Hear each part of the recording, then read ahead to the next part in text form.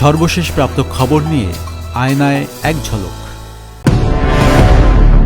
শেরপুরে বিএনপি জামায়াতের সংঘর্ষে জামায়াত নেতা নিহত। এলাকা জুড়ে চরম উত্তেজনা, পরিস্থিতি নিয়ন্ত্রণে অতিরিক্ত পুলিশ মোতায়েন। শেরপুর জেলা বিএনপির 41 সদস্যের আহ্বায়ক কমিটি স্থগিত। পরবর্তী নির্দেশ না দেয়া পর্যন্ত বহাল থাকবে এই স্থগিতাদেশ। প্রেস বিজ্ঞপ্তিতে জানালেন রুহুল কবির রিজভী। বাঁচানো গেল না রাউজানে নলকূপের গর্তে পড়া শিশুটিকে। ফায়ার সার্ভিসের দীর্ঘ প্রচেষ্টায় উদ্ধার হলেও হাসপাতালে মারা যায় শিশুটি। গোপালগঞ্জে বিচারকের বাসভবনে ককটেল নিক্ষেপ, হতাহতের খবর পাওয়া যায়নি। হামলাকারীদের পরিচয় জানতে পারেনি পুলিশ। কলম্বিয়ায় বিমান বিধ্বস্ত হয়ে এমপি সহ নিহত 15। ভেনেজুয়েলা কলম্বিয়ার সীমান্ত শহর কুকুটা থেকে নিকটবর্তী ওকানার দিকে যাচ্ছিল বিমানটি।